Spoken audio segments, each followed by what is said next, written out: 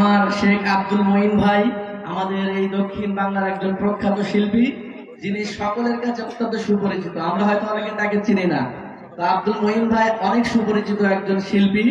তো আমাদের প্রধান বক্তা ওনাকে রিকোয়েস্ট করেছেন একটা ইসলামী সঙ্গীত আপনাদেরকে শোনানোর জন্য। আপনারা শুনতে চান তো ইনশাআল্লাহ?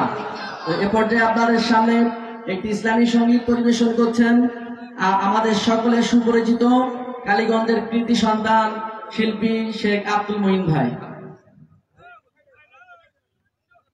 সম্মানিত উপস্থিতি,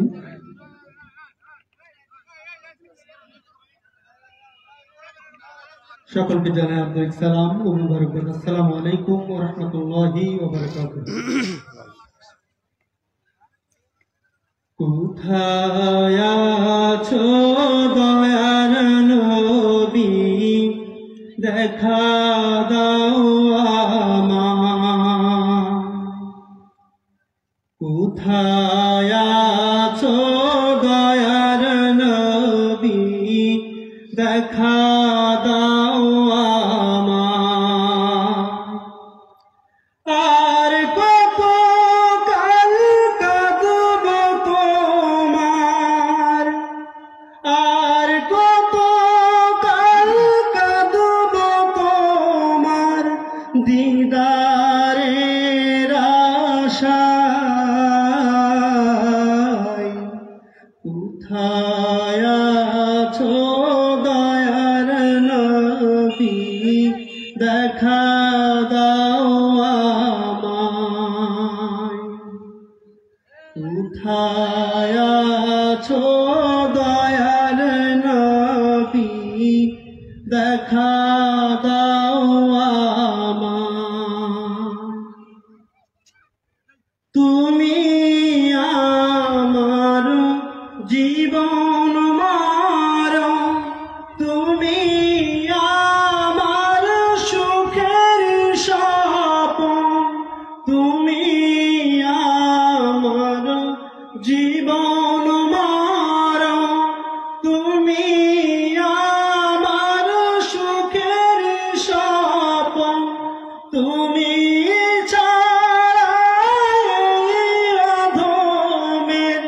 তুমি ছাড়া অধমের কি হবে উপায়।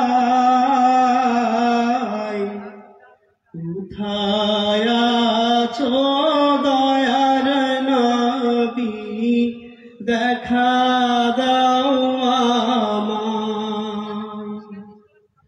আর কত কাল কাঁদব তোমার, আর কত কাল কাঁদব তোমার দিদারের আশায়।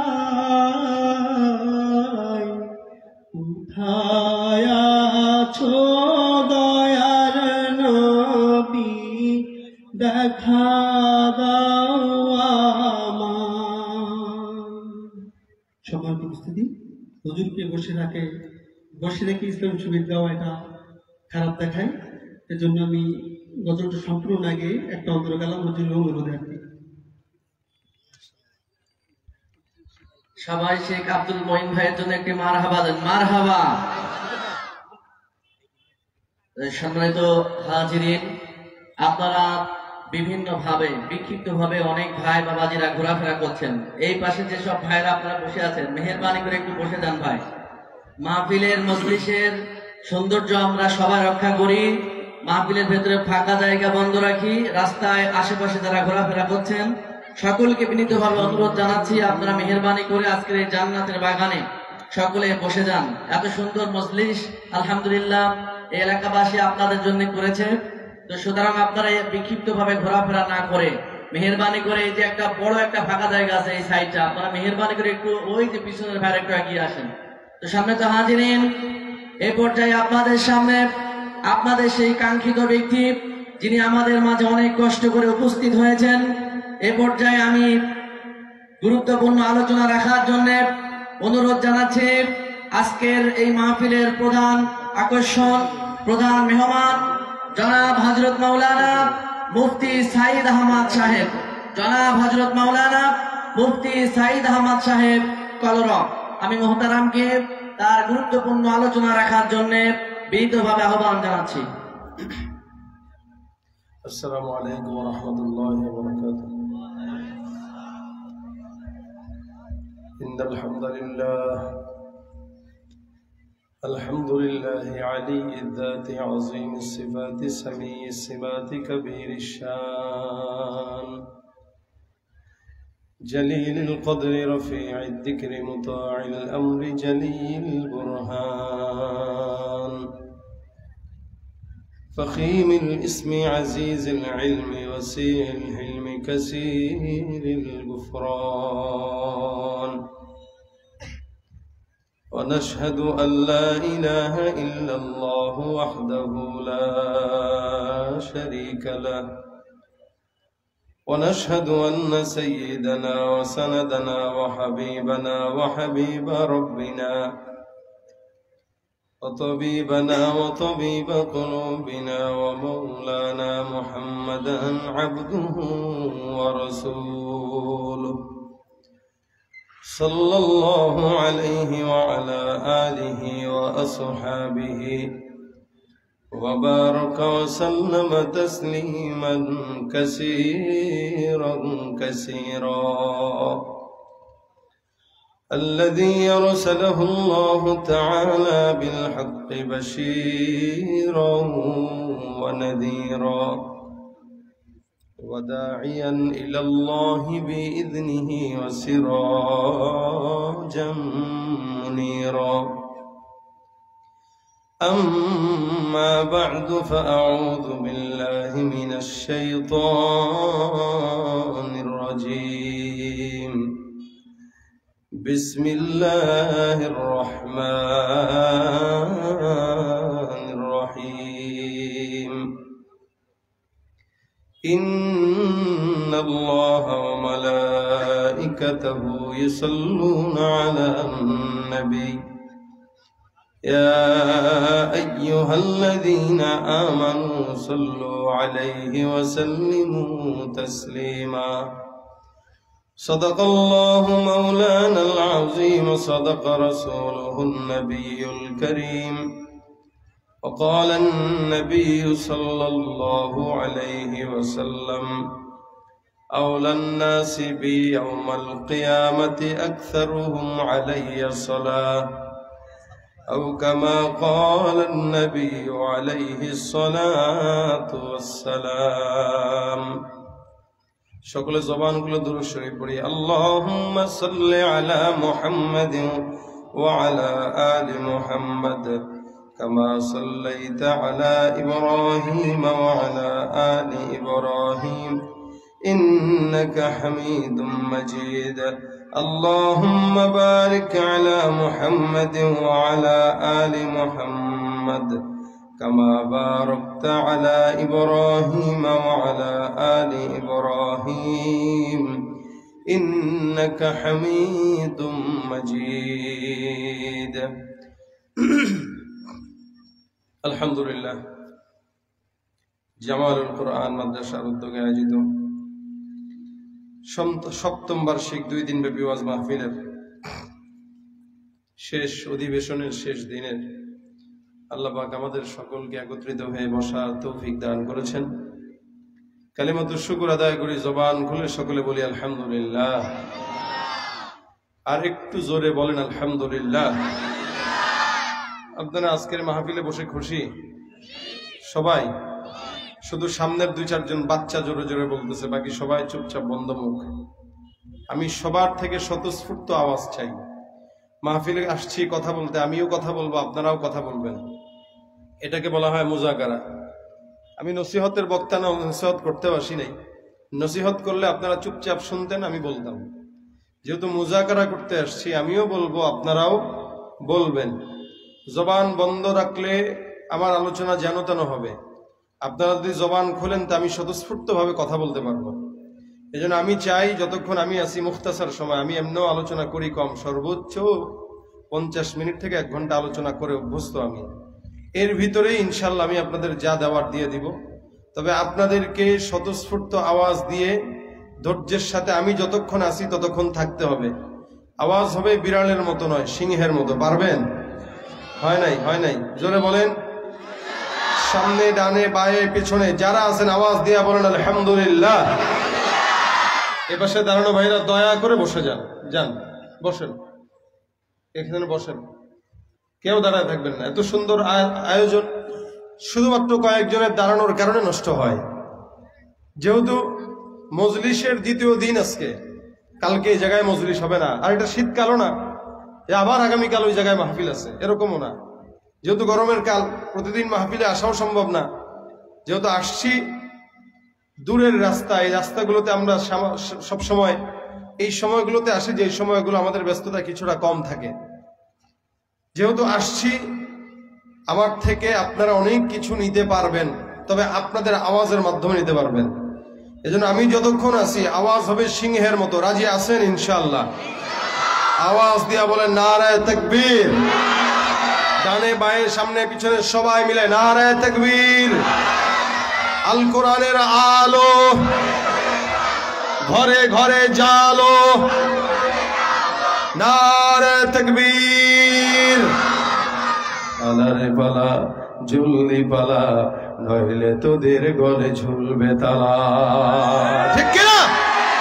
পালারে পালা জলদি পালা, নইলে তোদের গলে ঝুলবে তালা। হক আসছে বাতিল তো কাঁপছে, হক আসছে বাতিল তো কাঁপছে, ছিনিয়ে নেব মোরা জয়ের মালা। পালারে পালা জলদি পালা, নইলে তোদের গলে ঝুলবে তালা। ঠিক কিনা? আওয়াজ হবে কিসের মতো? জবান খুলে আল্লাহু আকবার। ভাই আওয়াজ দিয়ে বলেন তো আমরা কোন নবীর উম্মত? বিশ্ব নবী কেউ বলতেছেন, শেষ নবী কেউ বলতেছেন, যাই বলেন একই কথা। শেষ নবী, আখিরি নবী, শুরুর নবী, শ্রেষ্ঠ নবী, বিশ্ব নবী, যা কিছু বলেন আপনার আমার নবীর লকবটার সাথে প্রত্যেকটা জিনিস যায়। ঠিক কিনা? অনেকে বলেন শেষ নবী, আল্লাহর রাসূল বলে শুধু শেষ নবী না, শুরুর নবী। সুবহানাল্লাহ। এই নবীর উম্মত হয়ে আমাদের সম্মান কি বেশি না কম? একটু বেশি, অনেক বেশি না? রাসূল বলেন দুনিয়াতে সবচাইতে সম্মানিত আমি এবং আমার উম্মতরা। সুবহানাল্লাহ কয় না রে? আল্লাহর নবী বলেন যখন আদম নবী না, আমি তখন থেকেই নবী। সুবহানাল্লাহ। তখন থেকে নবী, এখনো নবী। আল্লাহ রাসূল বলেন যতক্ষণ পর্যন্ত তোমরা জান্নাতে না ঢুকবা ততক্ষণ কোন নবীর উম্মত জান্নাতে যাবে না। তার মানে জান্নাতে যাবে কারা? কথা কয় না। আরে দ্বিধা লাগে কেন? বলেন আমরা। কারা যাবে? আমরা যাব। কারা যাবে? সবার আগে জান্নাতে যাব কারা?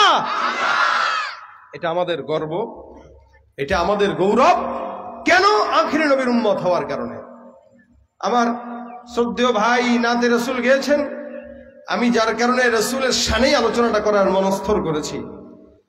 এই নবীর শানে সারা কিয়ামত পর্যন্ত যদি কেউ বর্ণনা করে তারপরেও বলার শেষ হবে না। এত মর্যাদা, এত শান। আল্লাহ পাক রব্বুল আলামিনের হাবিব কিবরিয়া মুহাম্মদ রাসূলুল্লাহ সাল্লাল্লাহু আলাইহি ওয়াসাল্লাম যদিও শেষ নবী, কিন্তু আল্লাহ পাক উনাকে দুনিয়া যখন আসে নাই, শুরু হয় নাই, সৃষ্টি হয় নাই, তখন থেকে আমার নবীকে আল্লাহ পাক রব্বুল আলামিন নির্বাচিত করে রেখে দিয়েছেন। সুবহানাল্লাহ। যেমন আজকের মাহফিল, এটা 2 দিন ব্যাপী। 2 দিনের ভিতরে প্রধান বক্তা দ্বিতীয় দিনে আমাকে আপনারা রেখেছেন, এই কারণে নামটাও উপরে দিয়েছেন। এই মাহফিলটা যখন নেওয়া হয় সবার আগে হয়তো আমার থেকেই ডেটটা নেওয়া হয় এবং আমাকেই আগে নির্বাচন করা হয়। কারণ 2 দিন মাহফিলের শেষ দিন কে থাকবে সে হইল মূল, কিন্তু নির্বাচন হয়েছে সবার আগে, কিন্তু বসাইলেন 2 দিনের সবার পরে। মানে গতকালের মানুষের সিরিয়াল আমার আগে ছিল, আজকের সিরিয়াল আমার সবার পরে। উচিত তো ছিল এটা, সবার আগে নামটা যেহেতু আমার নির্বাচন করলেন, বয়ানেও আমাকেই আগে দেওয়া, আসরের পরে দেওয়া দরকার ছিল। কি বলেন আপনার? সিরিয়াল আমার আগে না? তো সিরিয়াল আগে থাকলে ডাক্তারের কাছে যদি 1 নম্বর সিরিয়াল নেন 10 নম্বরে দেখাবেন, সেটা দেখাবেন না। কিন্তু আমার সিরিয়ালটা আগে দিছেন, বসাইছেন সবার পরে। শিখলেন কোথায় এই নীতি? বলে আল্লাহ নিজে শিখাইছে এই নীতি। সুবহানাল্লাহ কয় না? না কালকে বাসায় যায় কোন? জোরে বলেন সুবহানাল্লাহ। এই যে সুবহানাল্লাহ বললেন, সওয়াব হলো না গুনাহ হলো? এক এক সুবহানাল্লাহ ইন্না ফিল জান্নাতি লাশাজারা, একবার করে জান্নাতে একটা করে গাছ লেগে যায়। সুবহানাল্লাহ। যারা যারা বলেছেন প্রত্যেকের জান্নাতে গাছ লেগে গেছে। আল্লাহ পাক নবী করিম সাল্লাল্লাহু আলাইহি সাল্লামকে নির্বাচন করেছেন আগে, কিন্তু দুনিয়ার সব নবী আসার পরে আখেরি নবী হিসেবে এই নবীকে আনলেন। কেন? বলে এই প্রধান অতিথি আগে বসলে দাম থাকে না, এই জন্য পরেই বসে। প্রধান অতিথির সম্মান থাকবে, এটা জনসমাগম থাকবে বেশি। প্রধান অতিথি সবার শেষে এসে 2-4টা বক্তব্য দিয়ে চলে যাবে অল্প সময়ে। আর অন্য যারা দ্বিতীয় বক্তা 1.5 ঘন্টা, তৃতীয় বক্তা 2 ঘন্টা চালান, মাগরিব থেকে এসে, আসর থেকে মাগরিব, এশার পর থেকে 2 ঘন্টা চালান। প্রধান বক্তা আসলে খালি কোনো মতে কথা বলবে আর মুনাজাত ধরবে, চলে যাবে। এটাই প্রধান বক্তার সম্মান। সমস্ত নবী রাসূলরা আসছে, ওনারা প্রধান অতিথি নয়, বিশেষ মেহমান হয়ে হয়ে আসছেন। এক একজন নবী বয়ানও করছেন বেশি, কেউ 1000 বছর, কেউ 500 বছর, কেউ 200 বছর, কেউ 950 বছর ওয়াজ করতেছেন। উম্মত বেশি নাই। আসরের পরে যিনি বক্তা ওয়াজ করছেন, ওয়াজ তো করছেন 1 ঘন্টা, কিন্তু মানুষ ছিল দেখবেন 3টা বা 4টা। অনেক মাহফিলে আসরের পরে যে ওয়াজ করে তার ওয়াজ শোনার জন্য কোনো মানুষই থাকে না, কিন্তু ওয়াজ তো করে। কেন করা লাগবে? নয়তো মজমা যেখানে হচ্ছে বুঝবে কিভাবে? ঠিক তেমনি ভাবে মাগরিবের পরে যিনি বসে তার আলোচনাতেও লোকের সংখ্যা কম, এশারের পরে যিনি বসে তার আলোচনায় আরেকটু বেশি, তারপরে যিনি বসে তার আলোচনায় আরেকটু বেশি। এরপরে প্রধান অতিথি যখন আসে, যতটুকু মজমা ভরার ততটুকুই ভরে যায়। বলে হ্যাঁ, এটা প্রধান অতিথির সম্মান। সমস্ত নবী রাসূলরা আসছে, বয়ান করছে। কারো সংখ্যায় লোক কম ছিল, কারো বয়স ছিল বেশি, কেউ 1000 বছর ওয়াজ করেও লোক সংখ্যা পেয়েছে কম। কিন্তু আমার পয়গম্বর কত সম্মানিত। যেমন নূহ পয়গম্বর নিজে 950 বছর দ্বীনের দাওয়াত দিয়েও, আল্লাহর পয়গম্বর নূহ নবী 950 বছরের মেহনতে গোটা দুনিয়াতে উম্মত পেয়েছে মাত্র 40 জন। কতজন? 40 জন মাত্র। দাওয়াত দিছে কয় বছর? কথা কয় না। জানেন আপনারা না, আমি বলার পরে জানছেন। আমাদের দেশের মুসলমানরা সাধারণত ইসলামের কিছু নিয়ম যেগুলো আছে, প্রাথমিক নিয়ম, এগুলাই জানে না। একদিন সেদিন ইউটিউবে একটা ভিডিও করতে দেখলাম, সে একজনকে মাইক ধরে বলতেছে, ভাই 4 জন নবীর নাম বলেন তো, মাইক সামনে নিয়ে কয়। এখন যারা জিজ্ঞাসা করছে সে মনে মনে হইতেছে হয়তো এটা কোনো ব্যাপার, 4 জন নবীর নাম। ভাই আমি তো মুসলমান, আমি তো পারবোই। বলেন 4 জন নবীর নাম। আবু বকর, ওমর, ওসমান, আলী। সুবহানাল্লাহ বলবেন না নাউজুবিল্লাহ বলবেন? এরা কি নবী? এরা কি? কত বড় মুসলমান! সে 4 জন নবীর নাম বলতে বলা, সে সাহাবীদেরকে নবী বানায় ফেলছে খাড়ার উপরে। সেদিন আরেকটা ভিডিও দেখলাম, এক বুড়ারা জিজ্ঞাসা করতেছে, ভাই মুরব্বী আপনার ধর্মের নাম কি? আল্লাহ। ধর্মের নাম কি? কথা কয় না। আপনারা কি আমার উপরে কষ্ট পাইছেন? বহুত কষ্ট করে আসছে, এই এলাকায় আমি ঢুকি না। ঢুকছি যেহেতু মন নষ্ট করেন না, কথা যেটা বলি জবাব দিয়েন। মানুষের ধর্মের নাম কি? আল্লাহ পাক বলেছেন, ইন্নাদ দীনা ইনদাল্লাহিল ইসলাম। একমাত্র মনোনীত ধর্ম আল্লাহর কাছে হলো ইসলাম। আর এই কইতেছে কি? ধর্মকে আল্লাহ। আল্লাহ কেমনে ধর্ম হয়? আল্লাহ আসমান বানাইছে, আল্লাহ জমিন বানাইছে, আল্লাহ আমারে বানাইছে, আপনারে বানাইছে, এই জন্য আল্লাহ ইসলাম মানে ধর্মের নাম আল্লাহ। হয় এই কারণে আল্লাহ। কত বুদ্ধিজীবী চিন্তা করেন। ধর্মের নাম কি জানে না, নবীর নাম কি জানে না।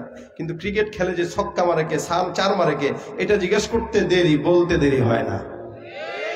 ইমানদার দাবি করে নামাজ পড়ে না, ইমানদার দাবি করে রোজা রাখে না। আল্লাহ পাক বলেন, আমিনান নাসি মান ইয়াকুলু আমান্না বিল্লাহি ওয়া বিল ইয়াউমিল আখির ওয়া মা হুম বিমুমিনিন। মানুষের মধ্যে যারা নিজেদেরকে মুমিন বলে কিন্তু ইমানদার না, এরা কেন? বলে এরা দাবি করতে পারে, কিন্তু আমি আল্লাহ বললাম এরা আসলে ইমানদার না, এরা ভণ্ড, বেঈমান, মুনাফিক ছাড়া কিছু না। যার নামাজ নাই সেই ইমানদার। হ্যাঁ জোরে বলেন। যার নামাজ নাই সেই ইমানদার, যার রোজা নাই সেই ইমানদার। সারা বছর তো রোজা রাখেই না, রমজান আসলেও রোজা রাখার কথা বলে কয় গ্যাস্ট্রিকের প্রবলেম। কিন্তু তোর গ্যাস্ট্রিক এত খোঁচায় কেন? সারা বছর যে খাস গ্যাস্ট্রিকের প্রবলেম হয় না, রমজানের সমস্যা। কোন মতে তবলিগের কোন সাথী ভাইকে দেখলেই আসতে শুক্রবারে হয়েছে, বাস খালাস। কোন দিক দিয়ে যে পলাবে এই রাস্তা খোঁজা শুরু করে, মনে হয় জাহান্নামের লোক আসছে তারা টেনে নিতে। নামাজ তো পড়েই না, যুবক চলেন জোহরের নামাজটা পড়ি। হুজুর আজকে প্যান্টের সমস্যা আছে, কালকে পড়বো। কেউ নাই আপনাদের এলাকায়? এই এলাকায় নাই না, অনেক বেশি না কম? প্যান্টের সমস্যা যার আছে, আমি তো বলি ভাই প্যান্ট নাপাক করবে হলো পিচ্ছি বলা পারো, যার 1.5 বছর বয়স 2 বছর বয়স সে প্যান্ট নাপাক করতে পারে। যেই মানে যে বুড়ার বয়স হয়েছে 40 বছর, এই বুড়া খাটাস যদি এখনো বলে প্যান্টের সমস্যা, ওরে ফার্মেসিতে নিয়ে ওর সাইজ অনুযায়ী প্যাম্পাস পরায় দিবেন যেন প্যান্টটাকে নাপাক করতে না পারে। ঠিক কিনা বলেন? তুমি রমজান এলে রাখো না রোজা, দিনকে করো আঘাত, পয়সা কড়ির নেই তো অভাব, দাও না তো যাকাত। রমজান এলে রাখো না রোজা, দিনকে করো আঘাত, পয়সা কড়ির নেই তো অভাব, দাও না তো যাকাত। তুমি ইমানদারির বড়াই করো, নেই তোমার ইমান, তুমি ইমানদারির বড়াই করো, নেই তোমার ইমান। তুমি কেমন মুসলমান তুমি, আওয়াজ দিয়া কেমন মুসলমান তুমি, নামাজের সাথে নাই পরিচয়, মানো না কোরআন, নামাজের সাথে নাই পরিচয়, মানো না কোরআন। তুমি কেমন মুসলমান? এটা শুনেন নাই মনে হয়, আপনারা শুনেছেন? শুনলে আমার সাথে একটু কোরাস শিল্পী হিসেবে গান। কেমন মুসলমান তুমি, তুমি নবীর উম্মত দাবি করো, সুন্নাহ মানো না, নবীর অপমানে তোমার হৃদয় কাঁদে না। বিজাতীয় সংস্কৃতিতে শোভেছ পরাণ তুমি, বিজাতীয় সংস্কৃতিতে শোভেছ পরাণ। তুমি কেমন মুসলমান, তুমি কেমন মুসলমান, তুমি কেমন মুসলমান, তুমি কেমন মুসলমান। না খৌফে খুদা দিল में है ना गैरत ईमान, कैसे मुसलमान है तुम, कैसे मुसलमान। ঠিক কিনা? যার নামাজ নাই, রোজা নাই, সুন্নত নাই, আসলে ইমানদার না ভণ্ড? আমার আল্লাহ পাক ডাক দিয়া বলেন এটা ইমানদার না, ওমা হুম বিমুমিনিন। কারণ ও দাবি করেই মুসলমান হইতে চায়, ও দাবি করে ইমানদার হতে চায়, কিন্তু প্রকৃতপক্ষে পারতপক্ষে সে ইমানদার না। আল্লাহ পাক রব্বুল আলামিনের হাবিবকে আল্লাহ পাক প্রেরণ করেছেন এই দুনিয়াতে আমরা রাসূলের উম্মত। কিন্তু রাসূল আসার আগে 950 বছর নূহ পয়গম্বর দাওয়াত দিয়েছেন। 950 বছরে উনার উম্মতের সংখ্যা 40 জন। খুব বেশি? একদম কম না। 950 বছর ওয়াজ করছেন, উম্মত 40 জন। আর আপনার আমার আখিরি নবী মুহাম্মদুর রাসূলুল্লাহ সাল্লাল্লাহু আলাইহি ওয়াসাল্লাম মাত্র নবুয়তের জিন্দেগি 23 বছর। এই 23 বছরের ভিতরে আবার তায়েফ আর মক্কার যোগ করে 2-13 বছরের জিন্দেগি তো এমনিই চলে গেল।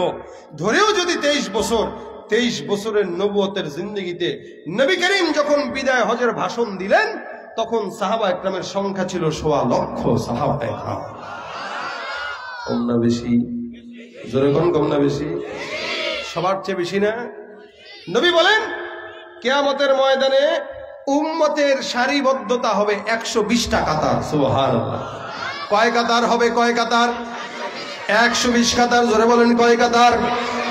আমার পয়গম্বর ডাক দিয়ে বলেন সাহাবা একরামের দল, কিয়ামতের ময়দানে 120টা কাতার। 120টা কাতারের মধ্যে শুধুমাত্র ওই সমস্ত পয়গম্বরদের উম্মতদের সংখ্যা হবে 40টা কাতার। বাকি থাকে কয় কাতার? বলে 80 কাতার। আমার নবী ডাক দিয়া বলে এই বাকি 80 কাতার আমি মুহাম্মদুর রাসূলুল্লাহ সাল্লাল্লাহু আলাইহি ওয়াসাল্লামের উম্মতের সংখ্যা। সব নবীর উম্মতদের সংখ্যা মিলে 40 কাতার, আমার পয়গম্বরের সংখ্যা 80 কাতার। সাহাবা আজমাইন ডাক দিয়া বলেন ইয়া রাসূলুল্লাহ, ওই সমস্ত উম্মতদেরকে আপনি চিনবেন কিভাবে? আল্লাহ নবী ডাক দিয়া বলেন চিনার জন্য কঠিন হবে না, কারণ জমিনের মধ্যে আমার সমস্ত উম্মতেরা নামাজের জন্য যখন ওযু বানাইতো, আমার হাবিব সাল্লাল্লাহু আলাইহি ওয়াসাল্লাম বর্ণনা করেন কোন ইমানদার বান্দা যখন নামাজের জন্য ওযু বানায়, আমার আল্লাহ পাক রব্বুল আলামিন ওই বান্দার ওযুর অঙ্গ দিয়া আল্লাহ পাক রব্বুল আলামিন বান্দার গুনাহগুলোকে ঝরায় দেয়।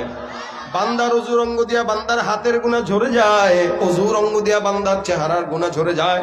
হাদিস শরীফে আমার পয়গম্বর ডাক দিয়া বলেন, কিয়ামতের ময়দানে যখন উম্মতের সংখ্যা হবে 80,000 উম্মত, আমি পয়গম্বর আল্লাহ পাক কিয়ামতের ময়দানে ওই উম্মতদের অজুর অঙ্গগুলোকে নূরে নূরান্বিত আলোকময় করে দিবে।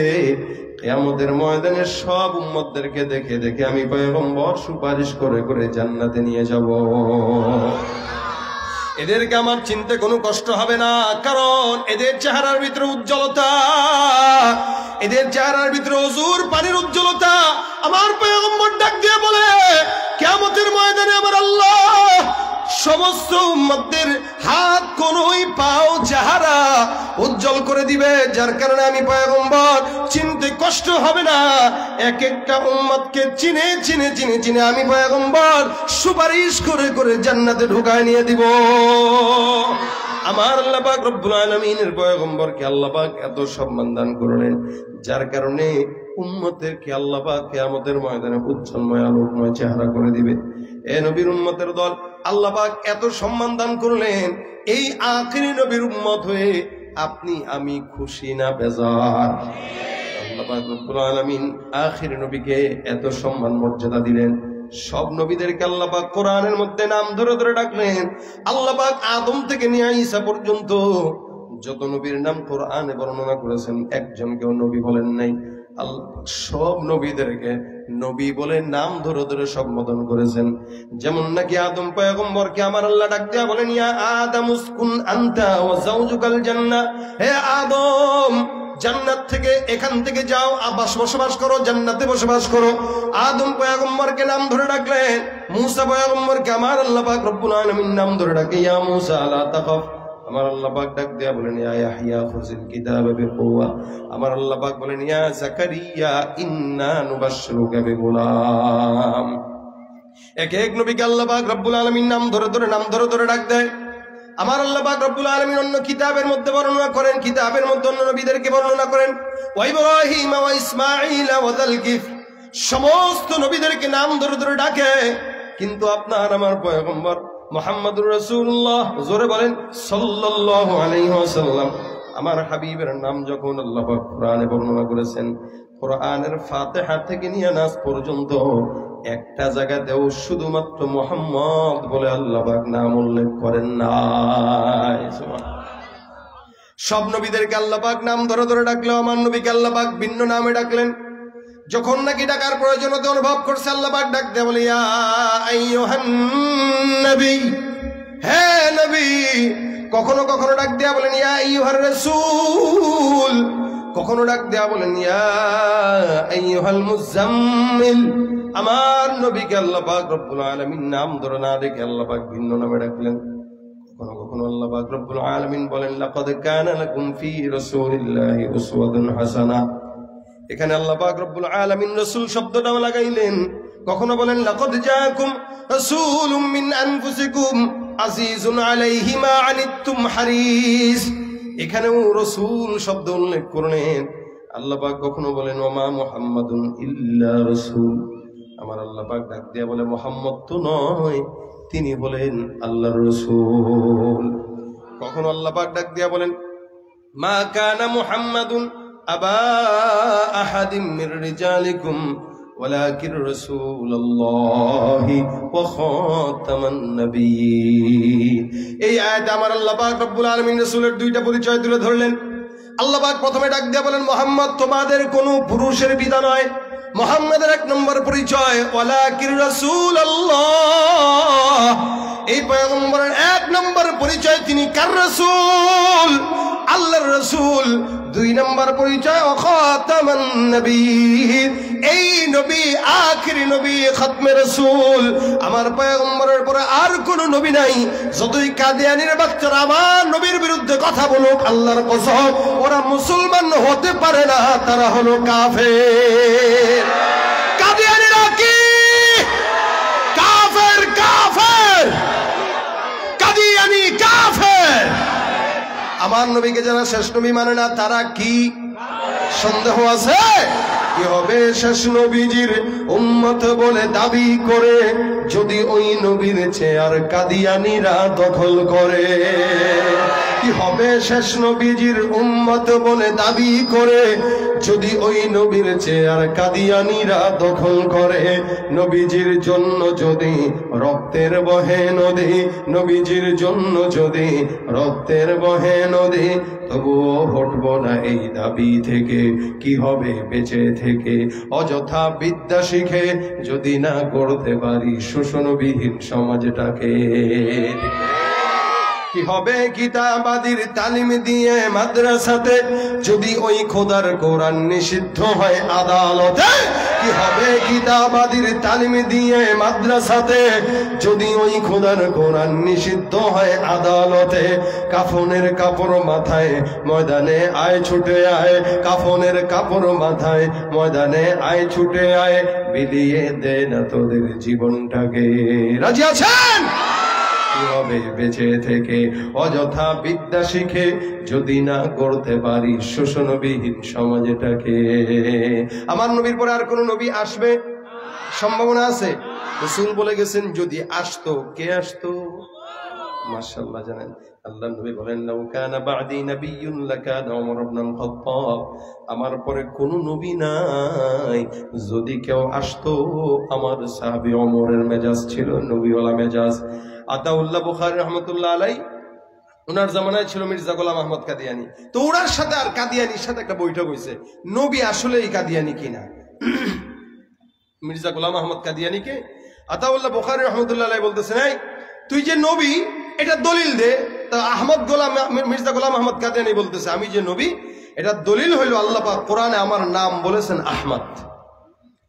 তোর নাম বলেছে আহমদ? বলে হ্যাঁ। কোথায়? মিন বাদ ইসমুহু আহমদ। কাতে মির্জা গোলাম কই গেল? কয়টা কেটে দিছি। মির্জা গোলাম কাইটা বাপের নাম রেখা কাটে তুমি নিজে আহমদ বলে তুমি নবী কহ? তাহলে আমার নাম তো আতাউল্লাহ, আমিও আতা কেটা দিলাম, আল্লাহ হয়ে গেল। আল্লাহ হয়ে বলতেছি তোর মতো কোন বদমাইশ ভণ্ড মিথ্যকরে আমি নবীওয়াতি দেই নাই। জোরে কয় না সুবহানাল্লাহ? যেমন কুকুর তেমন মুগুর। এই নবী মরছে কেমনে জানেন নাকি? বাথরুমে পড়ে। কোথায় পড়ে? নবী যেমন মৃত্যু তেমন, ঠিক কিনা? আল্লাহ বলেন ইন্না কাফাইনাকাল মুস্তাহজিইন, আপনার বিরুদ্ধে যারা কথা বলবে, আপনাকে যারা কটূক্তি করবে, ওদের জন্য দুনিয়ার কোনো আইন দরকার নাই, আমি আল্লাহ একা যথেষ্ট। সুবহানাল্লাহ।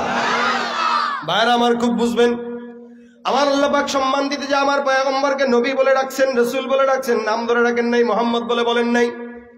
যদিও কোনো জায়গায় মুহাম্মদ উল্লেখ করেছেন, ওই মুহাম্মদের পাশে রাসূল শব্দটাও লাগাই দিয়েছেন। আমার আল্লাহ ডাক দিয়া বলেন ওমা মুহাম্মাদুন ইল্লা রাসূল, মুহাম্মদ তো নয়, তিনি হলেন কার রাসূল। আল্লাহ পাক ডাক দিয়া বলেন মুহাম্মাদুর রাসূলুল্লাহ আল্লাযীনা মাহু আশিদ্দাউ আলাল কুফার। এখানেও মুহাম্মদের পাশে রাসূল শব্দটাও লাগাইছেন। এমন কি উম্মতকে আল্লাহ পাক রব্বুল আলামিন জানায় দিবেন ইয়া আইয়ুহাল্লাযীনা আমানু লা তাজআলু দুআ আর-রাসূলি বাইনাকুম কাদুআই বা'দিকুম বা'দা। এই উম্মতেরা খবরদার খবরদার, তোমরা একজন আরেকজনকে যেভাবে ভাই ভাই বলে ডাকো, নবীকে কখনো এমনি ডাকবা না। নবীকে যদি ডাকতে হয় ইয়া রাসূলুল্লাহ ইয়া নবিয়াল্লাহ এভাবে ডাকবা। নবীকে নাম ধরে মুহাম্মদ বলে ডাকবা না, খবরদার। নিষেধ করেছেন কে? আল্লাহ। এমন কি রাসূলের সামনে যখন বসবা কথা যেন উঁচু না হয়, লা তারফাউ আসওয়াতাকুম ফাওকা সাউতিন নবী, নবীর কথার উপরে যেন কোনো জবান কারো উঁচু না হয়। কতটা সতর্কতা! আমার আল্লাহ পাক রব্বুল আলামিন এই নবীকে এতটাই সম্মান দান করলেন, এমন মর্যাদা এমন সম্মান আল্লাহ পাক কোন নবীকে দেয় নাই। বলেন তো, আপনাদেরকে যদি প্রশ্ন করা হয়, বলেন তো দেখি আল্লাহ পাকের কোনো ইবাদত করা লাগে? নামাজ পড়ে আল্লাহ, রোজা রাখে আল্লাহ, যাকাত দেয় আল্লাহ, লাগে না কেন? আল্লাহ পাক রব্বুল আলামিন ইবাদতের মুহতাজ না, আমরা ইবাদতের মুহতাজ। আল্লাহ ইবাদতের উপযুক্ত, আল্লাহর কাছে ইবাদত করতে হয়। কিন্তু আমার আল্লাহ পাক ডাক দিয়া বলেন আমি আল্লাহর কোনো ইবাদত লাগে না, ইবাদত নাই। কিন্তু আল্লাহ নিজে কোরআনের মধ্যে একটা আমলের কথা বর্ণনা করেন, ইন্নাল্লাহা ওয়া মালাইকাতাহু ইউসাল্লুনা আলান নবী।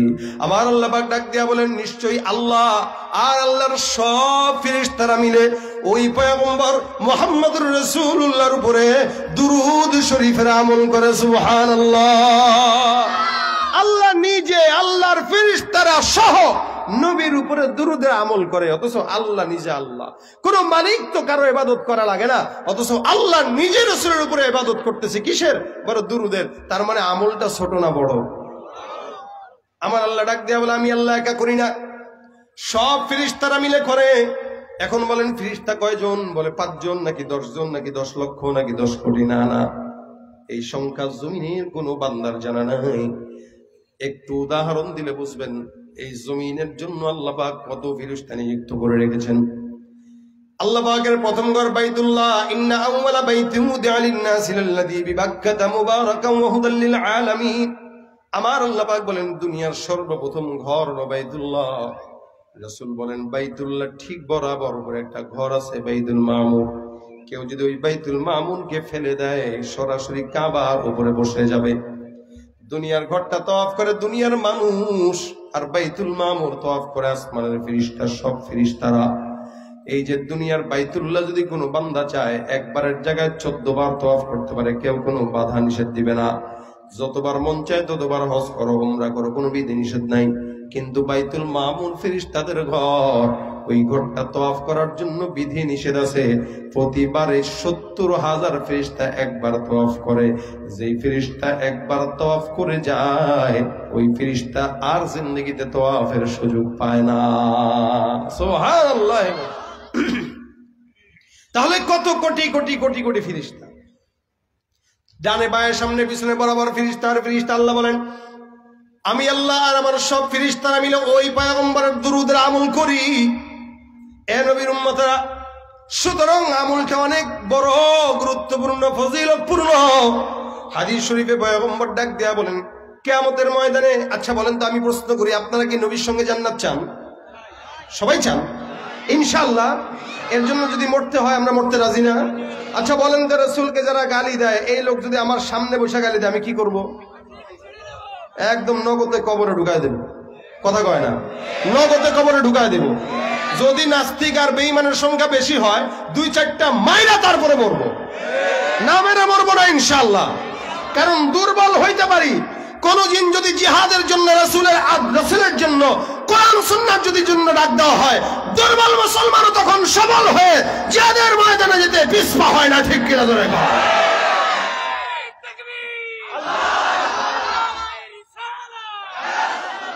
এটা আমাদের ঈমান, এটা আমাদের আখলাক, এটা আমাদের ঈমানের পাওয়ার।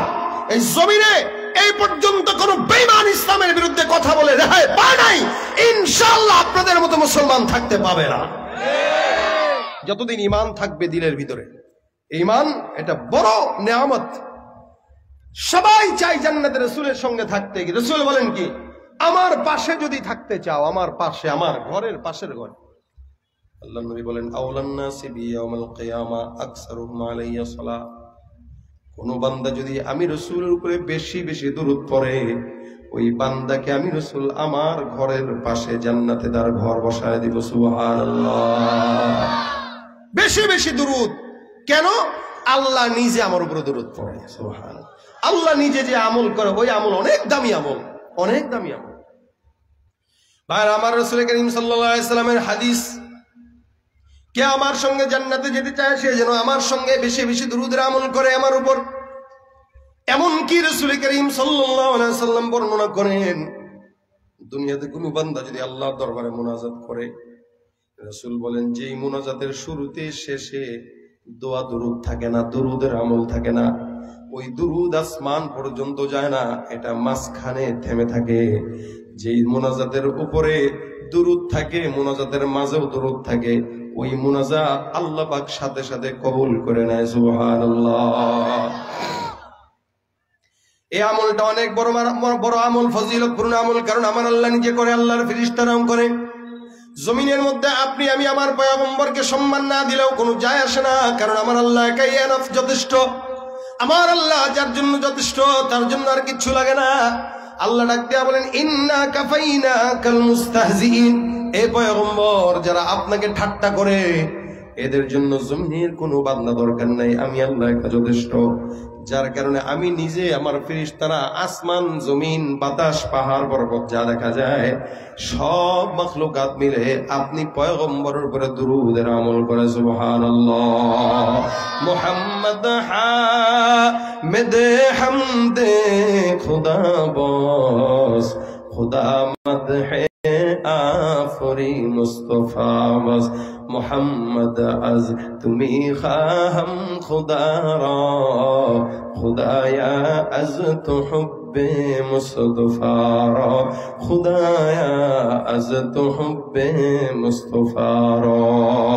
আমার আল্লাহ পাক রব্বুল আলামিন পয়গম্বরকে সম্মান দিতে যায় আল্লাহ নিজে আমার হাবিবের উপর দুরূদের আমল করে।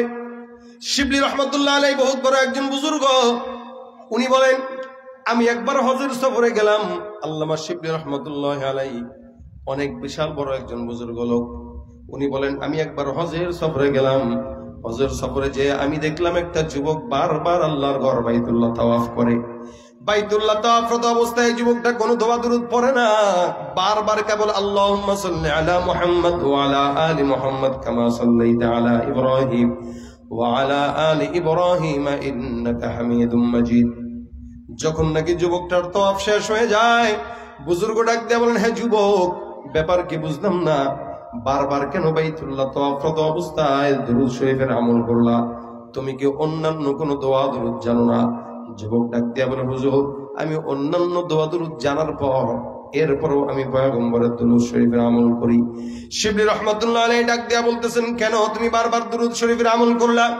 ওই যুবকটা ডাক দিয়া বলে, হুজুর আমার ঘটনা যদি শুনেন বুঝবেন আমি কেন দুরূদ শরীফের আমল করি। যুবক তার সঙ্গে ঘটে যাওয়া ঘটনা বর্ণনা করে শোনায়। উনি বলে, আমি আমার বাবাকে নিয়ে বহুদূর থেকে হজের উদ্দেশ্যে রওনা, হজের মধ্যে আসবো।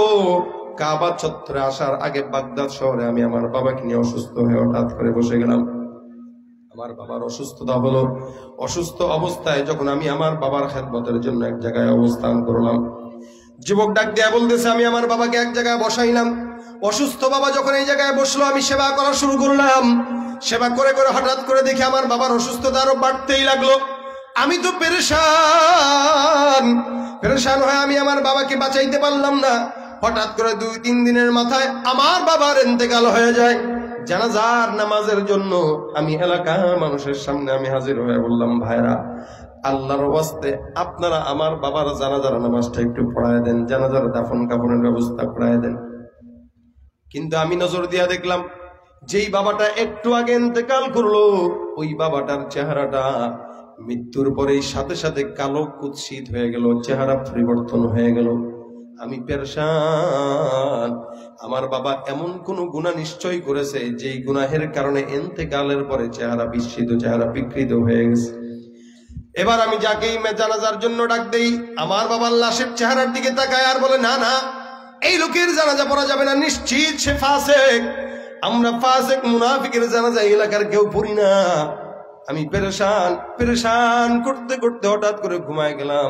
ঘুমের মধ্যে স্বপ্নের মধ্যে দেখলাম, আমার স্বপ্নের মধ্যে আমি যাকে দেখলাম তিনি হলেন আকায়ে নামদার মুহাম্মদুর রাসূলুল্লাহ সাল্লাল্লাহু আলাইহি ওয়াসাল্লাম। আমি আমার স্বপ্নের মধ্যে তাকায় দেখি আল্লাহর হাবিব আমার স্বপ্নে হাজির। আমি আমার পয়গম্বরকে স্বপ্নে আসতে দেখি জিজ্ঞাসা করলাম, ইয়া রাসূলুল্লাহ, নবী আমার কথা বলে না আমার সঙ্গে, সরাসরি আমার বাবার সামনে যায় আর আমার বাবার চেহারার দিকে সুন্দর করে তার বরকতি হাত মোবারকটা লাগায়। আমি তাকায় দেখলাম যখন নাকি আখেরি নবীর হাতটা আমার বাবার চেহারার মধ্যে লাগলো, আমি তাকায় দেখি আমার বাবার চেহারাটা রাসূলের হাতের বরকতে সুন্দর আলোকময় উজ্জ্বল হয়ে গেল। আমি আমার পয়গম্বরকে দেখলাম আমার বাবার গায়ের মধ্যে হাত বুলায় দেয়, মাথার মধ্যে হাত বুলায় দেয়। আমি জিজ্ঞাসা করলাম, ইয়া রাসূলুল্লাহ, ব্যাপার কি বুঝলাম না, আমার বাবার চেহারা ছিল কালো, আপনি আসলেন হাত বুলাইলেন সুন্দর হয়ে গেল। পয়গম্বর ডাক দেয়া বলে, তোমার বাবা ছিল আমার পাগল, তোমার বাবা প্রতিদিন 100 বার আমি পয়গম্বরের সামনে আমার শানে সুন্দর করে তেলাওয়াত করতো, দুরূদ শরীফের আমল করতো। আমি রওজায় বসে বসে তোমার বাবার ওই দুরূদের আমলগুলো আমি পাইতাম। আল্লাহর কসম, রাসূল করিম সাল্লাল্লাহু আলাইহি ওয়াসাল্লাম তার কবরে এখনো জিন্দা। বিশ্বাস হয় কি হয় না? আমার নবী একদম পুঙ্খানুপুঙ্খানু খবরের মধ্যে জিন্দা। নবী বলেন, কেউ যদি আমি রাসূলের উপরে দুরূদের আমল করে, আল্লাহর কসম ওই বান্দার আমলটা নাম সহ, ঠিকানা সহ, বাবার নাম সহ আমি রাসূলের রওজা মুবারকে সুন্দর আমলনামা পেশ করা হয়। রাসূল বলেন, কেউ যদি আমার রওজার সামনে এসে সালাম দেয়, আল্লাহ পাক আমার রূহটা, আমার কলিজা, আমার অন্তরে দিয়ে দেয়, আমি নিজে আমার জবান দিয়া ওই ব্যক্তির সালামের জবাব নেই। সুবহানাল্লাহ। এমনকি এই কারণে মক্কার অবস্থা একদম গরম, মক্কার ভিতরে চিল্লা চিল্লি, হুড়াহুড়ি আওয়াজ। মদিনায় গেলে আওয়াজ পাবেন না। কেন? ওই যে আকায়ে নামদার তাকানো, আমার নবী ওখানে শোয়া। নবী যদি কোনো বেয়াদবি দেখে, সুপারিশ কপালে জুটবে না। যার কারণে হাজী সাহেবরা মদিনায় গেলে একদম নীরব। আমার পয়গম্বর দেখে, আল্লাহর নবী যদি কোনো বেয়াদবি দেখে, কপালের মধ্যে খারাপই আছে। যার কারণে রাসূলের রওজার সামনে হাজী সাহেবরা গেলে একদম আদো বলা হয়ে যায়। ইমাম মালিক রাহমাতুল্লাহ আলাইহির মতো একজন বান্দা মদিনার জিন্দেগিতে থাকতো 70 বছর পর্যন্ত। ইমাম মালিক কোনদিন তার পায়ে জুতা পরে হাঁটেন নাই। সুবহানাল্লাহ। উনি ওনার জিন্দেগিতে কখনো মদিনার জমিনে জুতা পরিধান করে হাঁটেন নাই। কেন? রাসূলের সাথে যদি বেয়াদবি হয়, যদি নবীর কোন পায়ের, যেখানে নবীর পা ছিল ওখানে যদি আমার জুতা লেগে যায়, এই ভয়ে কোনোদিন জুতা পায়ে দেন নাই। এমনকি মদিনার এরিয়া থেকে, হুদুদ থেকে উনি কখনো বেরোইতেন না। তখনকার সময়ের বাদশাহ একবার ইমাম মালিকের কাছে প্রস্তাব দিয়েছে, ভাই আমার সন্তানটারে একটু আরবি পড়ানো লাগবে, বাসায় আসেন। ইমাম মালিক বলছেন, আপনি আপনার ছেলেকে পাঠান, কারণ কোরআন কারো বাসায় যায় শিখে না। কোরআন এত ঠেকা পড়ে নাই। কোরআন শিখতে হইলে কোরআনের কাছে আসা লাগবে, কোরআন আপনার কাছে যাবে না। ইলমে দ্বীন এটা অনেক গায়রত ওয়ালা ইলমে দ্বীন। আল ইলমু লা ইউতিকা বাদাহু হাত্তা তু'তিয়াহু কুল্লাক।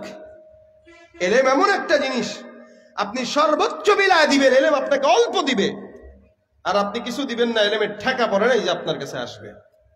ইলম বড় কৃপণ।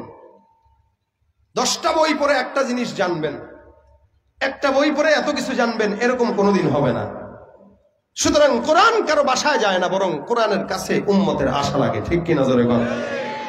কোরআন যেখানে আমরা সেখানে, বরং আমরা যেখানে কোরআন সেখানে না, কোরআন যেখানে আমরা সেখানে। ইমাম মালিক বলেন, বাদশাহ আপনাকে দাওয়াত দিল তার বাসায়, আপনি গেলেন না, ফেরাই দিলেন। ইমাম মালিক কয়, আমি ভয় পাই হুদুদে হারাম থেকে বের হব, আমার মৃত্যু যদি ওখানে হয়। অথচ নবী করিম সাল্লাল্লাহু আলাইহি ওয়াসাল্লাম শিখাই দিয়েছেন, তোমরা নবীর রওজার পাশে মৃত্যু হও, এই দোয়া করো, আল্লাহুম্মা রযুকনা শাহাদাতান ফি সাবিলিকা ওয়াজআল মাউতানা ফি বালাদি রাসূলিক। যেন রাসূলের রওজার পাশে মরণ হয়। রাসূলের রওজার পাশে যদি মরণ হয়, হয়তো রাসূলের রওজা থেকে কিছু বাতাস আপনার আমার কবরে আসবে, তো আমাদের কবর শান্তির হয়ে যাবে। এখন আপনি বলবেন, হুজুর আপনার যদি নিজের আমল না থাকে, তো রাসূল আরেকজনের কবর থেকে কেমনে সওয়াব পৌঁছায়? এই কথাটাই, আমি যে কথাটা এখন বললাম, এই কথাটাই এক আল্লাহওয়ালা বুজুর্গ একবার তার উম্মত, তার মুরিদদেরকে বলতেছিলেন, বসে বসে এমনি চেয়ারে বসে বসে বয়ান করতেছিলেন যে, বাবারা, আমি যদি ইন্তেকাল করি, আমার লাশটা কোনো বুজুর্গের কবরের পাশে দিও। পাশ থেকে একজন মূর্খ গ্রাম্য মানুষ, সে ওইটা বলতেছে, আপনার নিজের যদি আমল না থাকে, তো কবরের পাশে দিয়ে লাভ কি? ঢাকায় একটা কবরস্থান আছে, শহীদ বুদ্ধিজীবী কবরস্থান, নাম শুনছেন আপনারা? শহীদ বুদ্ধিজীবী কবরস্থান। এটাতে দেখা গেছে, সেদিন ডিবিসি অথবা অন্যান্য টিভি মাধ্যমগুলো প্রচার করছে, এই বুদ্ধিজীবী কবরস্থানে ছেলে মেয়ে রাত্রিবেলা কবরের পাশে পয়সা আকামো করে, গাঁজাও টানে। দেখছেন কি এটা? কেন জানেন? সব কবরের নামই বুদ্ধিজীবী কবরস্থান। তার মানে এখানে সব নাস্তিক, একটা ইমানদার নাই। আমাদের দেশে যত বুদ্ধিজীবী যে যত বড়, ও তত বড় বেঈমান আর নাস্তিক। যে যত বড় বুদ্ধিজীবী, তত বড় ইহুদিদের দালাল। সব দালাল গুলো এক লগে দিয়া সুন্দর করে নামও দিয়ে দিছে বুদ্ধিজীবী কবরস্থান। তার মানে এই কবরস্থানে আযাব ছাড়া আর কিছু হবে না। এই জন্য সমস্ত কবরের পাশেও যাইতে নাই। কি করবে, মুমিনরা যায় না, এই জন্য ছেলে মেয়েরা অকাম করে গাঁজা খায়। ভালোই তো, ওরা যেরকম দুনিয়াতে করে গেছে ওদের কবরের পাশে ওগুলাই ঘটে, এটাই ঠিক আছে।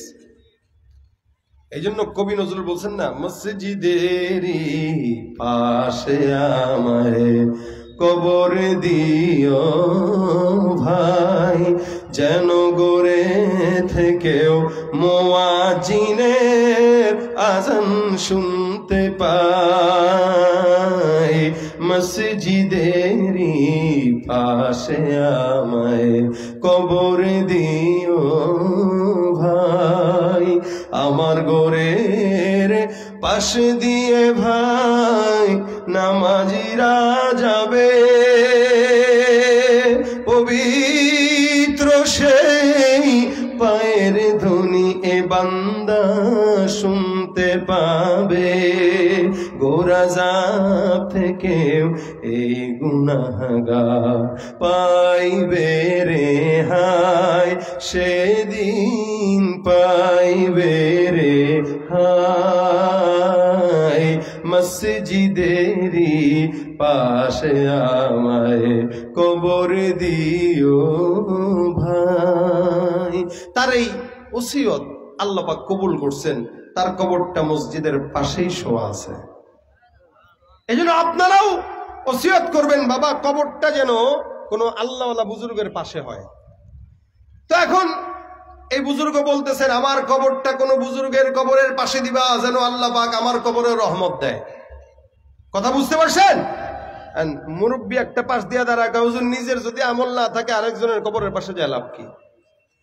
বেচারা কথাটা শুনছে, আল্লাহওয়ালা কথাটা শুনে আর কোনো জবাব দেয় না।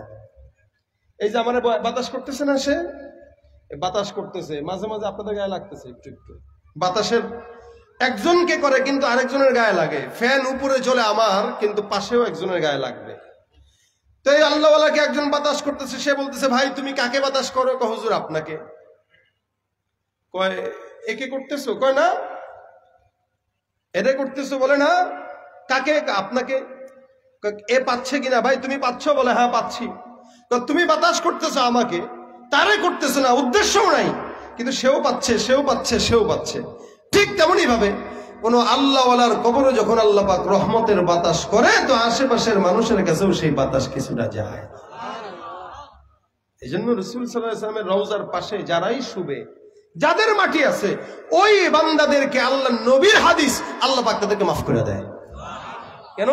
রাসূলের এরিয়ার মধ্যে তাদের কবর, রওজা পাশে কবর, এখানে আযাব হবে না। ইমাম মালিক বের হইতেন না শুধু এই কারণে যে আমার কবরটা যেন রাসূলের রওজার পাশে হয়, হুদুদে হারামের মধ্যে হয়, এই কারণে বাদশার বাসায় পর্যন্ত যেতেন না। যুবকটা ডাক দিয়া বলতেছে, হুজুর আমি আমার বাবার ইন্তেকালের পরে পয়গম্বর আমাকে বলতেছে ঘুমের মধ্যে, স্বপ্নের মধ্যে, হে যুবক, তোমার বাবা প্রতিদিন 100 বার আমার কাছে দুরূদ শরীফের আমল পাঠাইতো। তোমার বাবা একদিন 2 দিন করে যখন দুরূদ শরীফের আমল পৌঁছায়, আমি প্রতিদিন তোমার বাবার দুরূদের আমল পাই। আজকে হঠাৎ করে তোমার বাবার দুরূদের আমল আমার কাছে পৌঁছায় নাই। আমি খোঁজ নিয়ে দেখলাম, আমার কাছে খবর আসলো তোমার বাবা জমিন থেকে ইন্তেকাল করেছে, অবস্থা ভালো না। যার কারণে আমি পয়গম্বর সুপারিশের জন্য তোমার বাবার কাছে চলে আসছি। সুবহানাল্লাহ। যুবক এবার ঘুম থেকে জেগে গেল, হঠাৎ করে ঘুম ভেঙে গেল। আল্লাহর বান্দা যুবক তাকায় দেখে, ঘুম থেকে উঠে তাকায় দেখে, যে যুবকটা নিজের বাবার চেহারাটা বিকৃত অবস্থায় দেখেছে, ঘুম থেকে জেগে দেখে এই বান্দার বাবার কবরটা, বাবার লাশটা চেহারা আল্লাহর রহমতে, পয়গম্বরের হাতের বরকতে আলোকময়, উজ্জ্বল হয়ে গেছে। সুবহানাল্লাহ। এবার যুবক কিছু মানুষকে ডাক দিল জানাজার জন্য। এখন তাকায় দেখে জানাজা পড়ার জন্য লোকের অভাব নাই, লোক আসতে আছে, আসতে আছে। যুবক বলে, আমি বিশ্বাস করি আল্লাহ পাক আসমান থেকে ফেরেশতা পাঠায় দিছে জানাজার জন্য। সুবহানাল্লাহ। এই দিনের পর থেকে আমি এখন পর্যন্ত দুরূদ শরীফ ছাড়া আমি আমার জবানে কিছু উঠাই নাই। যার কারণে আমি আমার জবানে দুরূদের আমল করি, কাবা ঘর চত্বর তওয়াফ করি আর দুরূদ পড়ি, কাবা তওয়াফ করি আর দুরূদ পড়ি। রাসূল করিম সাল্লাল্লাহু আলাইহি সাল্লাম বলেন, মান সাল্লা আলাইহি সালাতান ওয়াহিদা সাল্লাল্লাহু আলাইহি আশারা, কেউ একবার দুরূদ পড়বে আল্লাহ পাক ওই বান্দার আমলনামায় 10টা রহমত নাজিল করে দিবেন। সুবহানাল্লাহ। এবারে এখানে বসে আছেন কতগুলা মানুষ, অনেক সময় আমরা কাজে কামে ব্যস্ত থাকি, কৃষি কাজে ব্যস্ত, রিক্সাওয়ালা রিক্সা চালায় ব্যস্ত, ভ্যান চালক ভ্যান চালানোতে ব্যস্ত, অনেক কাজে আমরা ব্যস্ত থাকি। আমাদের হাতের কাজ আছে, পায়ের কাজ আছে, জবানের কোনো কাজ নাই। জবানের একটা মাত্র কাজ উঠায় নেব যখনই সময় হয়, এই জবান দিয়া পয়গম্বরের নামের দুরূদ পার করবো ইনশাআল্লাহ। রাসূল বলেন, কেউ যদি দুনিয়ার সমস্ত বিপদ থেকে নিজেকে বাঁচাইতে চায় সেজন্য দুরূদ পড়ে। দুনিয়া এবং আখিরাতের কল্যাণ দুরূদের মধ্যে আছে। দুরূদ পড়বেন, দুনিয়ার বিপদ দূর হবে, আখিরাতের বালা মুসিবত দূর হয়ে যাবে। সুবহানাল্লাহ। কেন? এই আমল আল্লাহ পাক নিজে করেছেন, এটা দুনিয়ার কোনো বান্দার বানানো আমল না, আল্লাহ নিজে করেছেন যে আমল, ওই আমল আপনি আর আমি যদি করি ফায়দা আছে না নাই? কথা বলেন, আছে না নাই? বলেন তো আল্লাহুম্মা সাল্লি আলা মুহাম্মদ সাল্লাল্লাহু আলাইহি ওয়াসাল্লাম। লম্বা দুরূদ, এটা যদি পড়তে কষ্ট হয় সব সময় মাথায় রাখবেন। রিকশা চালাইতেছেন সাল্লাল্লাহু আলাইহি ওয়াসাল্লাম, চেয়ারম্যানই করতেছেন সাল্লাল্লাহু আলাইহি ওয়াসাল্লাম, মেম্বারি করতেছে সাল্লাল্লাহু আলাইহি ওয়াসাল্লাম, এমনি গাড়িতে বসে আছি সাল্লাল্লাহু আলাইহি ওয়াসাল্লাম। যা মনে আসলো, কয় কোনো এক বান্দা আল্লাহর কাছে, আল্লাহ আমার টাকা দরকার, আমার টাকার ব্যবস্থা করে দাও। আরেক বান্দা কয় আল্লাহুম্মা সাল্লি আলা মুহাম্মদ, আল্লাহুম্মা সাল্লি আলা মুহাম্মদ, আল্লাহুম্মা সাল্লি আলা মুহাম্মদ, আল্লাহ আমার যে প্রয়োজন তুমি মিটায় দাও। আল্লাহ বা যেই বান্দা আল্লাহর কাছে চাইছে ওইটারে দিবে পরে, আর যেটা রাসূলের উপর রহমতের দোয়া করে চাইছে এটারে দিবে আগে। সুবহানাল্লাহ। কেন? ওই যে রাসূল বলছেন, কোন দোয়ার শুরুতে যদি দুরূদ না থাকে, মাঝে যদি দুরূদ না থাকে, ওই দোয়া আল্লাহ পর্যন্ত যায় না, এটা ঝুলে থাকে। এজন্য শুরুতেও দুরূদ, মাঝখানেও দুরূদ। এটা অনেক বড় ফজিলতপূর্ণ আমল। মা বোনরা রান্না করবে, দুরূদ শরীফের আমল চলবে জবানে, হাতে চলবে রান্না। জওয়ানরা কাজ কাম করবে, কাজ কাম হাতে করবে, জবানে চলবে দুরূদ শরীফের আমল। এই জন্য এখন থেকে নিয়ত করেন যে আমলটা আমার আল্লাহ নিজে করে, আসমানের ফেরেশতারা করে। ওই আমলটা কোনো বান্দা যখন করবে তার কলবের মধ্যে রাসূলের মহব্বত আল্লাহ ঢুকায় দিবে। সুবহানাল্লাহ। তখন আপনার সামনে কোন বেঈমান যদি খালি রাসূলকে নিয়ে বিন্দু পরিমাণে কথা এদিক সেদিক বলার চেষ্টা করে, দেখবেন মনে যাবে এটারে মাইরা কবরের মধ্যে ঢুকায় দেয়। কেন? দুরূদ শরীফ এমন একটা আমল যে আমলের মাধ্যমে বান্দার সঙ্গে আল্লাহর সম্পর্ক এবং রাসূলের সঙ্গে বান্দার সম্পর্ক তৈরি হয়। দুরূদ এমন আমল যে আমল করলে বান্দার নবীর সঙ্গে বান্দার সম্পর্ক তৈরি হয়, যে আমল করলে বান্দার জন্য রাসূল শাফায়াতকারী হয়ে যায়। সুবহানাল্লাহ ওয়া বিহামদিহি।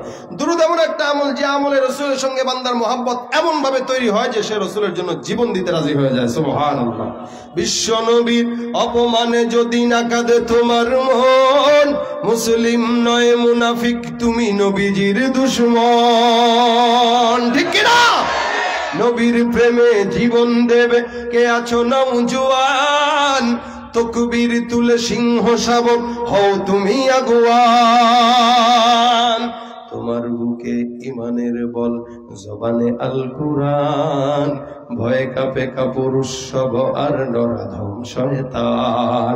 জীবনের চেয়ে বুকে আছে বেশি নবীজির সম্মান, কেমনে তুমি থাকবে বসে হলে তার অপমান। তুমি সাচ্চা মুসলমান, ইমান তোমার ধন, নবীর প্রেমে জাগ্রত তুমি নির্ভীক পালোয়ান। ঠিক কিনা?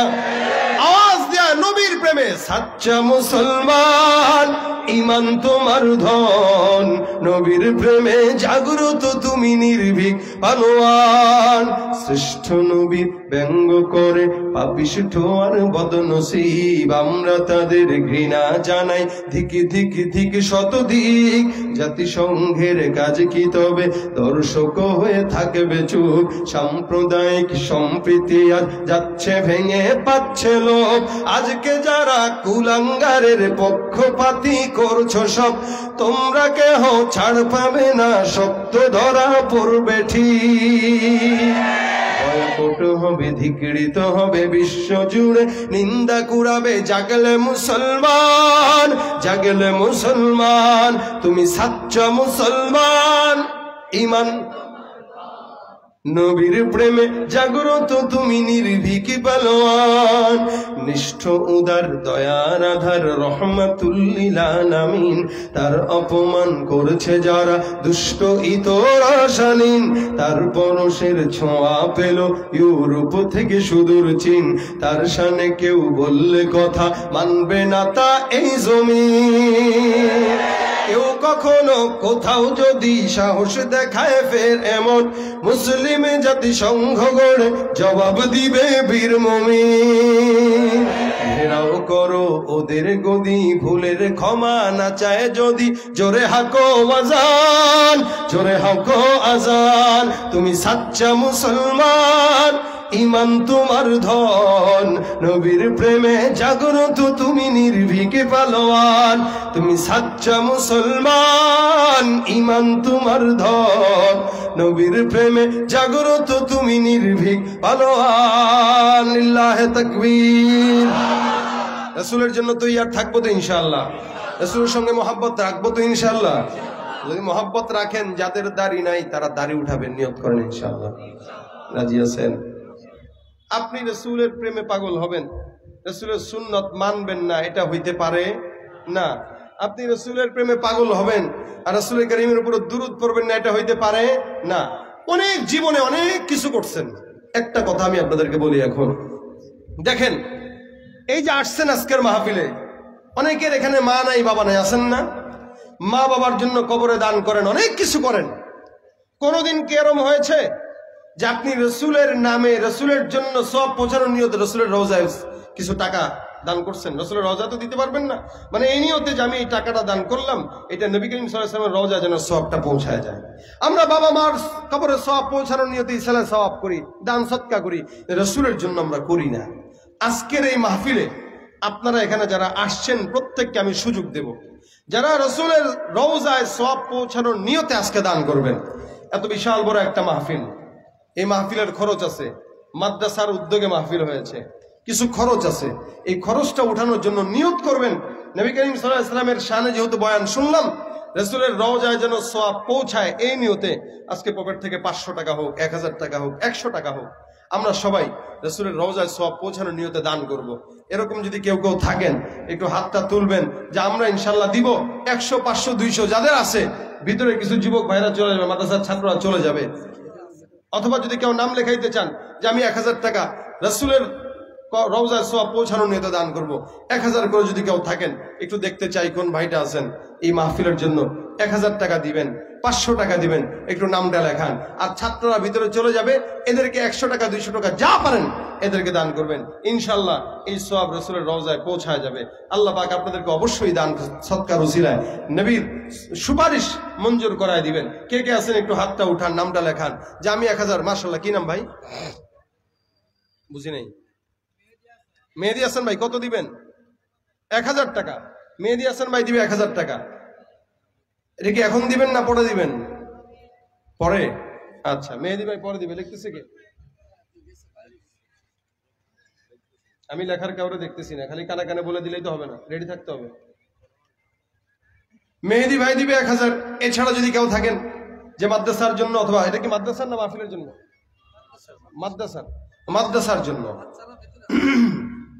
আর কে আছেন নবীর ঘরে নবীর নামে দান করবেন, রাসূল সাল্লাল্লাহু আলাইহি ওয়াসাল্লামের রওজায় যেন সওয়াব পৌঁছায়, এই নিয়তে দান করবেন। আর কে আছেন 1000 টাকা দিবেন, একটা টাকা, 1000 টাকার একটা নোট মাদ্রাসার জন্য একটু দান করেন? কে আছেন একটু হাতটা উঠান ভাই। কে আছেন? মেহেদি ভাই দিছে 1000। আর কে আছেন? একটু নামটা লেখান। কি নাম ভাই? নাসির উদ্দিন ভাই 1000 টাকা। আলহামদুলিল্লাহ, আল্লাহ পাক জানে মালে বরকত দান করুক। আর কে আছেন? কি? মহসিন ভাই 1000 টাকা। আলহামদুলিল্লাহ, আল্লাহ পাক দানকে কবুল করুক। আর কে আছেন? 3 জন হয়েছে। আর কে আছেন? 1000 টাকা মাদ্রাসার জন্য দিবেন, 1000 টাকা। আর কে আছেন? আর কে আছেন? মাদ্রাসার জন্য 1000 রাসূলের রওজায় সওয়াব পৌঁছানোর নিয়তে দান করেন, ইনশাআল্লাহ আল্লাহ এই দান কবুল করে। আর কে আছেন ভাই? হাতটা উঠান। আর কই ছাত্ররা কি ভিতরে গেছে? কি রে বাবারা, যাও না কেন? এই বাচ্চাদেরকে দিয়ে কাজ হয়, বুঝবানদেরকে রাখবেন। ঢুকো বাবু, ঢুকো তুমি ভিতরে।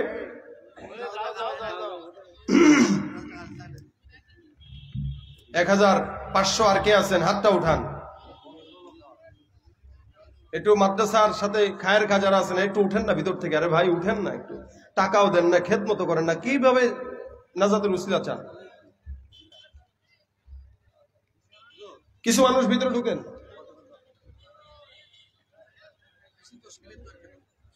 ভিতরে ঢুকে যান, যার যতটুকু সামর্থ্য আছে বাস, যার যতটুকু হয় 10 টাকা 20 টাকা 100 টাকা 500 টাকা যার যতটুকু হয় ততটুকু দান করেন। মাদ্রাসার মাহফিল এই অসময়ে প্রোগ্রাম করা কষ্টকর, আশাও কষ্ট। আলহামদুলিল্লাহ এরপরেও বাতাস, হালকা বাতাস আল্লাহ পাক আমাদেরকে নেয়ামত দিয়েছেন, বলেন আলহামদুলিল্লাহ। আল্লাহ পাক যেন আমাদেরকে এই নেয়ামত, গরমের যেই ভাবটা এটা যেন দূর করে আল্লাহ পাক আমাদেরকে বৃষ্টির নেয়ামত দান করে। সারা দেশে বৃষ্টি প্রয়োজন, আমরা দোয়া করি যেন আল্লাহ পাক বৃষ্টি অতি সত্বর আমাদেরকে দান করে। বৃষ্টির কারণে ফসল আদি নষ্ট হয়ে যাচ্ছে, আমের সময় এখন বৃষ্টিও দরকার। সবকিছু মিলে আল্লাহ পাক যেন পরিস্থিতি ঠান্ডা করে দেয়। যারা যুবকরা ছাত্ররা গেছে এই সাইডে কেউ যায় নাই, এই সাইডে কিছু ছাত্র যাওয়া দরকার। যারা 10 টাকা 5 টাকা যা পারেন আপনারা দান করেন। আমি যেটা শেষমেশ বলতে চাই, সবাই এখান থেকে ইনশাআল্লাহ আমরা দুরূদ শরীফ বাসা পর্যন্ত নেব, পারবো ইনশাআল্লাহ। এই 2 দিন ব্যাপী মাহফিলে যা শুনলেন সব ভুলে গেলেও এটা ভুললে চলবে না। যতক্ষণ সময় হয়, যখন সুযোগ পাই, যখন সুযোগ হয়, ইনশাআল্লাহ রাসূল সাল্লাল্লাহু আলাইহি ওয়াসাল্লামের শানে আমরা দুরূদ শরীফ বেশি বেশি পড়ব। আল্লাহ যেন আমাদের কাজে কামে সবকিছুতে বারাকা দান করে। সকলে বলেন আমিন। সকলে দুরূদ শরীফ পড়েন। আল্লাহুম্মা সাল্লি আলা সাইয়্যিদিনা ওয়া নাবিয়্যিনা ওয়া শাফিঈনা ওয়া হাবিবিনা মাওলানা মুহাম্মদ সাল্লাল্লাহু আলাইহি ওয়া আলা আলিহি ওয়া আসহাবিহি ওয়া বারাক ওয়া সাল্লিম। আস্তাগফিরুল্লাহ রাব্বি মিন কুল্লি যামবি ওয়া আতুবু ইলাইহি লা হাওলা ওয়া লা কুওয়াতা ইল্লা বিল্লাহিল আলিয়্যিল আযীম। আস্তাগফিরুল্লাহ রাব্বি মিন কুল্লি যামবি ওয়া আতুবু ইলাইহি লা হাওলা ওয়া লা কুওয়াতা ইল্লা বিল্লাহিল আলিয়্যিল আযীম। সকলের জন্য দোয়া করব। মাদ্রাসার সাথে যারা সম্পৃক্ত আছে, এই আজকের মাহফিলে 2 দিন ব্যাপী প্রোগ্রামে যারা যারা আসছেন, আল্লাহ পাক প্রত্যেকের জানে মালে বরকত দান করুক। সকলে দোয়া করি, হাত তুলি। আল্লাহুম্মা আনতাস সালাম রব্বানা যালামনা আনফুসানা ওয়া ইল্লাম তাগফির লানা ওয়া তারহামনা লানাকুনান্না মিনাল খাসিরিন। রব্বানা ফাগফির লানা যুনুবানা ওয়া কাফফির আন্না সাইয়্যাতিনা ওয়া তাওফানা মা'আল আবরার। رب ارحمهما كما ربياني صغيرا رب ارحمهما كما ربياني صغيرا ربنا آتنا في الدنيا حسنة وفي الآخرة حسنة وقنا عذاب النار رب اغفر لي ولوالدي وللمؤمنين يوم يقوم الحساب। আয় আল্লাহ মেহেরবানি করে আজকের মাহফিলকে কবুল ও মঞ্জুর করে নাও। আল্লাহ কোনো ভুল ত্রুটি থাকলে ক্ষমা করে দাও। আয় আল্লাহ সমস্ত সওয়াবগুলো মদিনার রওজায় পৌঁছায় দাও। আয় আল্লাহ যা আলোচনা হয়েছে আলোচনার মধ্যে আমল করার তৌফিক দান করে দাও।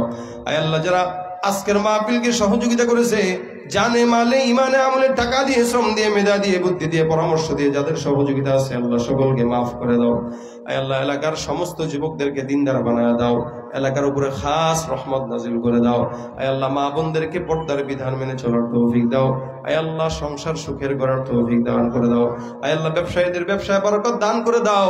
আয় আল্লাহ মেহেরবানি করে প্রত্যেকটা যুবককে দ্বীনের খাদেম বানায় দাও।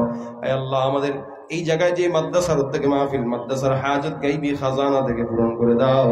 আয় আল্লাহ মাদ্রাসার উস্তাদ ছাত্র সবাইকে আল্লাহ তুমি কবুল মঞ্জুর করে নাও। আয় রব্বুল আলামিন ইজ্জতের জিন্দেগি দাও।